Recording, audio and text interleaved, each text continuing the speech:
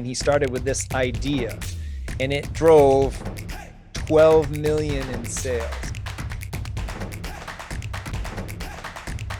Hello and welcome to Funnel Masters, the show where top marketers expose the inner workings of their sales process and share their best takeaway tactics so you can replicate it for yourself. I'm your host, Andy Fletcher, and today's Funnel Master is the king of marketing data and analytics. He helped one of his clients scale their ad budget from $5,000 to over $400,000 a month, selling over $12 million of Lobster last year using just email, SMS, and Facebook. And they did it all with one old school tactic that kicks iOS restrictions to the curb. Here to tell you all about it is Funnel Master, Scott Desgrosseilliers.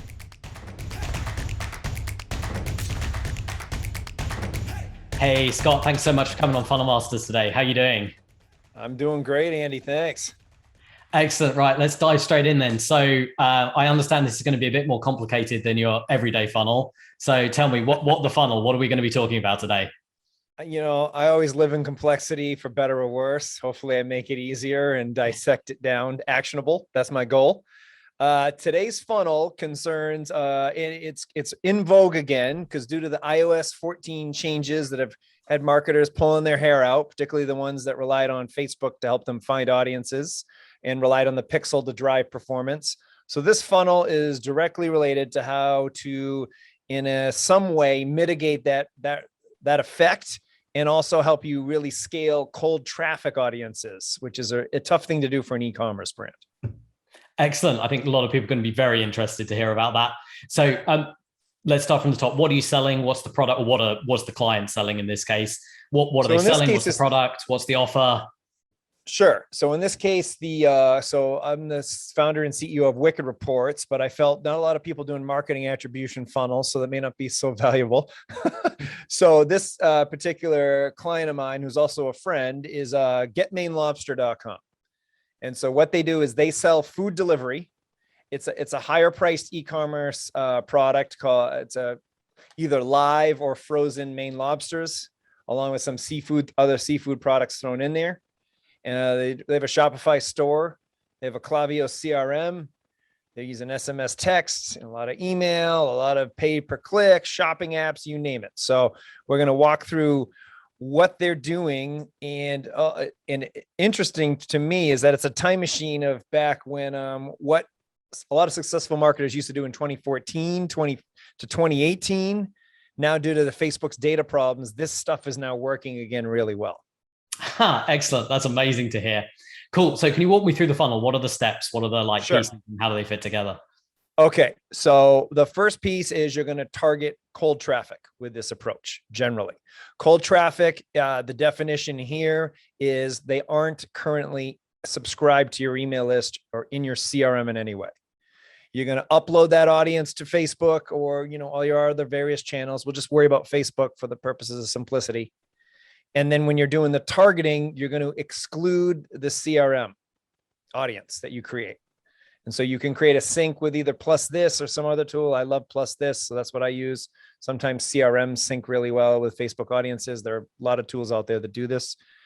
And then you're going to say, and the reason why you're doing that comes to do with the tracking of the results, because the whole purpose of this funnel is, am I turning cold traffic into profitable customers?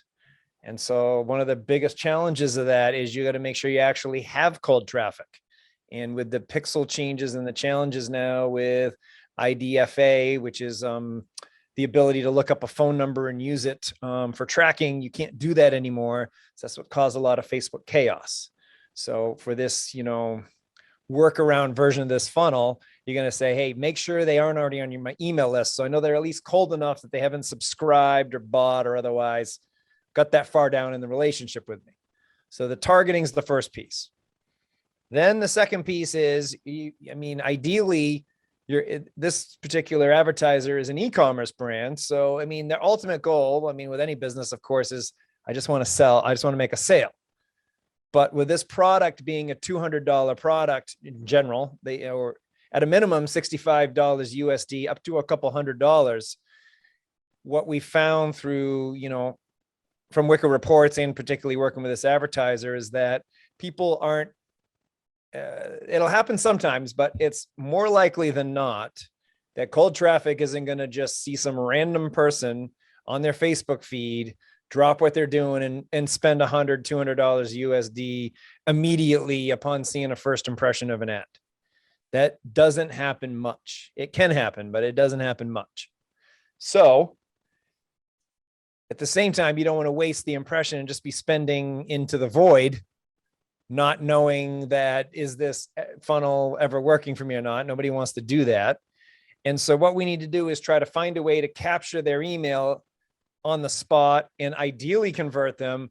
But if not, due to all the new constraints in targeting, we want to at least capture that cold traffic and get them into the email list while also presenting the offer in a way that's going to pull them in a way that we can measure is financially profitable. So, are you with me so far? Absolutely. This sounds fantastic, and it's okay. Very different to the other funnels I've discussed on the show so far. So, I think a lot of people are going to be interested. I think the point you said, cold traffic and profitably, a lot of ears pricked up on the call. So, please keep going. Yeah. So, and I'll get through this funnel, and then we'll talk about the challenges of why I suggest you do it this way rather than rely on not knowing. Besides the fact you won't know. Why you're not going to know in Facebook Ad Manager. And this is true for all the other ad platforms. So Facebook, it's a screaming problem now. So you take your best selling product or offer on your Shopify store or whatever store you're doing this on. WooCommerce also highly relevant here. In his case, it was buy 6 lobster tails, get 6 free. That's the one that everyone loves because lobster tails, they come frozen. So you don't have to plan, like with other food, you got to plan out when you're going to eat it. It could be an occasion, could be, all sorts of things. But with the frozen lobster tails, you can just throw them in the freezer and then you just literally take them out and stick them in the oven and cook them. And they pretty much always consistently taste good. So it's a great product for him to lead with. The second thing is it's a pretty big deal. If you sell lobster, the offer is strong because I'm originally from Maine, the state of Maine in the US. I know you get a lot of international watchers, or you will. And that's the food from our home state is lobsters. And so the lobster tail is an exciting thing to eat. It's the iconic thing to eat when you miss home. So he's picking the perfect product for anyone that's nostalgic for that state, or it's a popular vacation spot. You have a good vacation, you leave, you're like, oh, that lobster was so good. Well, coming with lobster tails is an attractive offer. But what's nice about it is he has it listed on his Shopify store as a product. It's a SKU. You can go and just get the offer anytime. But when he's running the marketing, he runs it as an opt-in page, a very bland one, I should even say. It's very simple, but it says, hey, it's an exclusive offer. You have to opt in to get the offer, which isn't actually true. You could just go to his website and buy it. But what Are you suggesting that marketers lie, Scott? Yes, I am. I'm saying marketers lie, and I'm saying data often lies as well. I found too. We're trying to be a source of truth in our marketing, and we're always comparing our results against what Facebook and Google report. We always report less. People never like it. They never like it. And we're like, well, you're buying us for the truth. The truth is your SMS and your email close a bunch of sales. Facebook and Google take a ton of credit for it. I don't get off topic here, but that's the whole reason I exist in my business. So he has this offer, buy 6, get 6 lobster tails. A picture of the lobster tail. Hey, this is such a great deal. I can only email it to you. I don't want it on the web as some, fib. The people opt in and they just get redirected to the existing Shopify URL that's already on there. They get redirected to the Shopify URL that's already on his store. Now, you may think, wait a minute, people can have a problem with that. Nobody cares. No one gives a crap about your funnel when they're just trying to buy food and they're enticed by the offer. And if someone emails in and says, hey, wait a minute, I emailed in and it was here, nobody does. And there's like over 100,000 people have been run through this funnel. So now they get opted in. They may or may not buy. He emails them the exact same offer. And if he got the text or he tries to get the text opt in there, he SMSs them the same one. So they're getting blatted at the same offer through 3 different channels at this point. It's been Facebook. He's going to retarget them with the same exact offer. And then he's going to text them and he's going to email them because generally almost everyone's going to like this product. And he has other product options down below, but the way that the food market works, he knows it well. It's like, this is a product that generally most every one of his customers is going to want to buy. So that in its essence is the basic funnel start of this. And then he follows up with a Facebook remarketing to try and see if they're going to, again, buy the same product, or he's watching to see other SKUs that they buy, and then instead showcasing the other SKU. And then if they haven't bought and they're cold traffic, he has a specific email that comes out. Hey, I'm sorry, with a period. And people always, oh, someone's apologizing, always, or oops. He does an I'm sorry email. He does an oops. And those always get the most, because people are all excited. Oh, what did he screw up on? Nice. And then all it is I must not have done a good job of trying to get you what you need, because this is our most popular offer. And then he sweetens it a little with either like some clam chowder he's going to throw in, or here's my next best-selling product, or reply back and tell me what I can do better. And that, in essence, is just nuts to bolts. I got more to say on this, but that's the funnel, and it drove. Well, here's why it's a funnel near and dear to my heart. He had originally tried Facebook and it didn't work, and then he started with this idea, and it drove 12 million in sales. And this was a guy that had given up on Facebook, given up on pay-per-click, because it didn't work for Lobster. And what it was is that people can't always pull the trigger immediately for a food product or one that's expensive, because they got to plan it out. They got to talk to their partner, or they got to think about when they want to cook it. There's consideration that means you can't usually pull the trigger right away. And so the funnel just deals with that. He does everything under the sun to try to convert them faster, but this just deals with the reality of the data we built based on how long it takes people to convert. It takes usually 2 weeks. So he just deals with that in his funnel. That's fantastic. So how did he stroke you go about developing this? Where was the origin of the idea? So the origin of the idea was Facebook sucks for Lobster. That was what he said.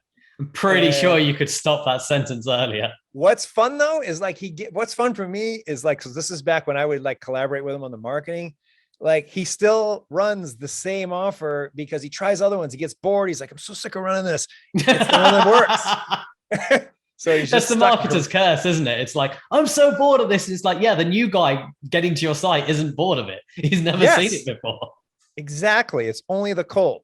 So then what he started doing with the same offer or similar is whatever holiday came, because any e-commerce can do this. Because then you're always thinking of, oh, I got to think of a new blah, blah, blah all the time. No, you don't. You get the one that's working, and every holiday, you just spin it based on the holiday. Oh, it's Fireman's Day. Support your firemen. Use code fireman and get buy 6, get 6. It's the same offer. Or he does percentage off, and it's always just tied to whatever holiday. Because that's really e-com when you're trying to get new people in. And if you're a brand that's competitive on price, you kind of gotta price it so that you can discount it. So he prices it at a level that he can discount and still make money. And if people buy list price, it's just like found money. And that's what he does, and it just works. I mean, he did 15 million last year in sales. So that's phenomenal. So I've got the next question on the list is, what was the most interesting thing you discovered with the funnel? But I mean, you've already covered a ton of interesting things. Is there another like interesting detail you'd pull out? The other interesting thing was cold traffic takes time to buy. And so this is why you do this cold traffic thing. Cause then you can, obviously you can get a sophisticated platform like ours to track it if you're spending 10 grand plus a month. But if you're just starting out, you're a new person, you're just getting for your first $1,000 of ad spend, or not even, you're just doing JVs, SEO, all that stuff. You can target with because you're doing it on Facebook with cold traffic in this case, or you can segment in your CRM and at least know they came from Facebook cold traffic. And then when you see the purchases come in over time, you can tie it back to at least this rudimentary tracking system, which will work okay when you're just getting started. You have like one ad and one audience, couple of, when you're small. The most interesting thing to me was that 3 months out, he made 10 to 1 on his money. But the first 3 weeks he ran it, it just barely made break even.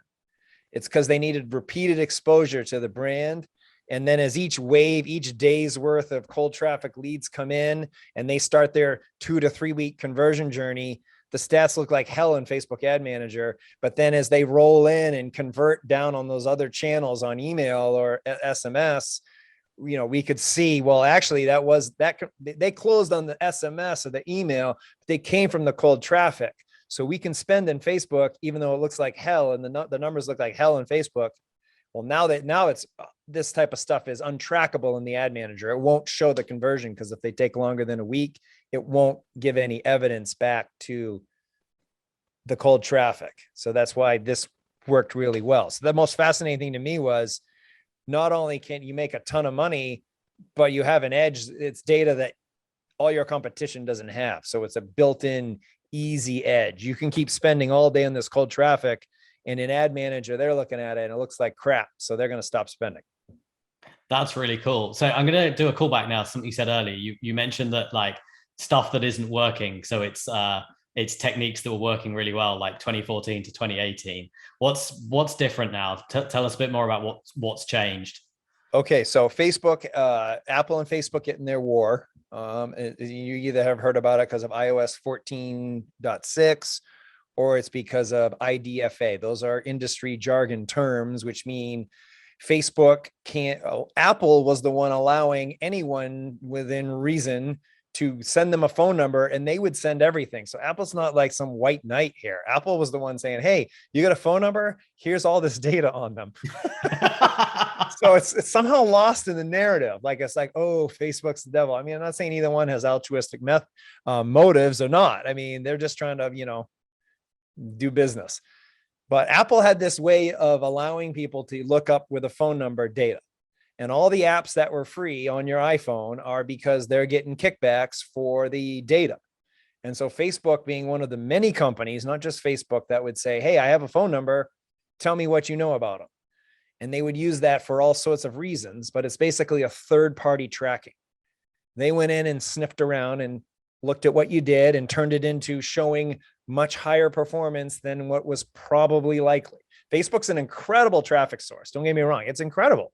It's great, but they even inflated it more than it was probably. Or they just used a method that they thought was, hey, this is what we're going to say the results are. No one gave a crap. So they said, great, and did it. No, they can't.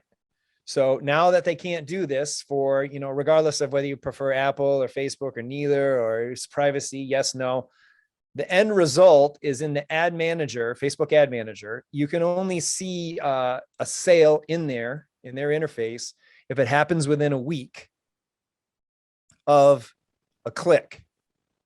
Furthermore, if you have multiple campaigns and one click got the awareness and the second campaign got the lead and then the third one got the sale, it all has to happen in that 7-day time frame. There's various permutations and rules. I'm summarizing. There's certainly use cases that aren't going to be interesting. I'll just spare you. But generally, you're not going to be able to see where was the cold traffic click that led to this sale that occurred 8 days later, which is a massive amount of revenue for every e-commerce brand. And it's just literally not visible in the platform. Just because of the time window, it's called the attribution window. And then separately, if you've only interacted with Facebook on your phone and you've said, I don't want to be tracked, then even if you did it right away, that data is not really going to show up either. Even if for all intents and purposes, Facebook's not doing anything wrong, they should be able to show it. You opt out with your phone. They can't show that if it all happened on iOS. They won't. So you're at a big disadvantage. So this particular funnel isn't an end all be all to fix all those issues, but at least, particularly when you're trying to find hey, I had 10 sales today. Where the hell did they come from?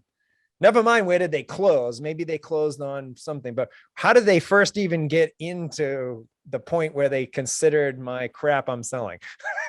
Well, this will help do that if they bought with the same email, which is likely, not always, but likely.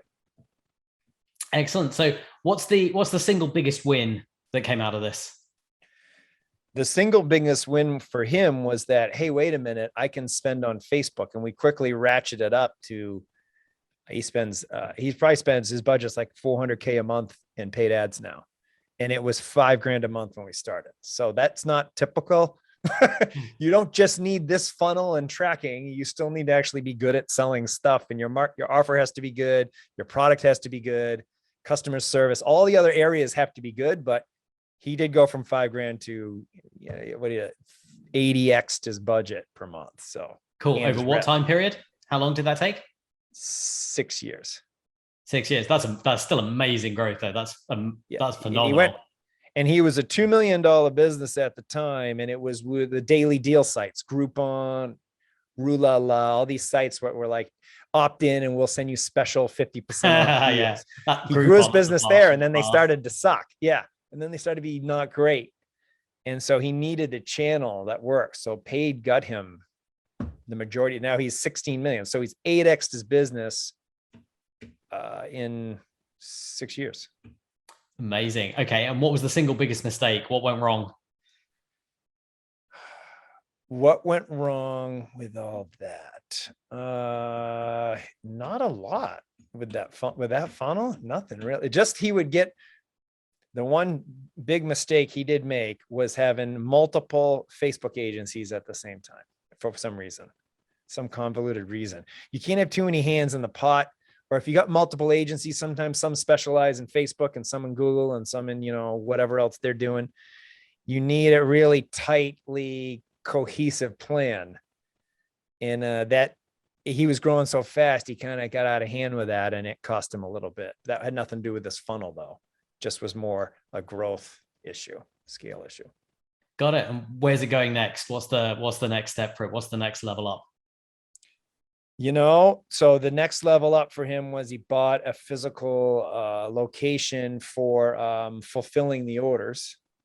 So now he has his own plant right on the docks in Portland, Maine. So now he buys it from the Lobstermen in real time, they store it in some huge warehouse and pack their own orders, which is, they always used to have fulfillment.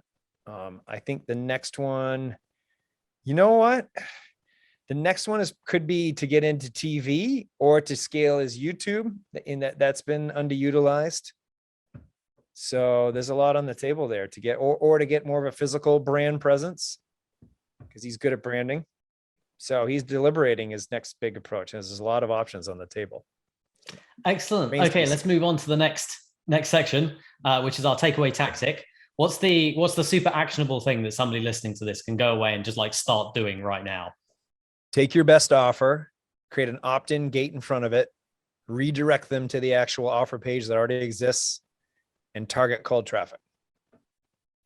There you go. You heard it here. Well, maybe not first, guys, but seriously, you've got to listen to Scott.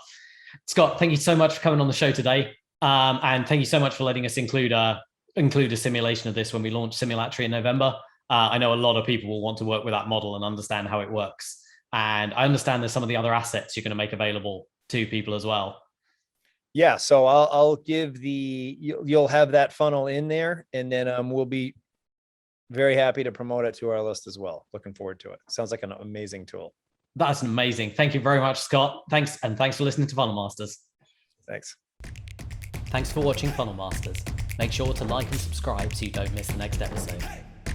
Coming up next on Funnel Masters. I can directly attribute at least $1 million in sales to this funnel. I believe it was about 15 to 20%. Took that $97 upsell. Yeah, so with Campion Refinery, like on average, our average customer 2 to 3 times increases their open rate on their emails.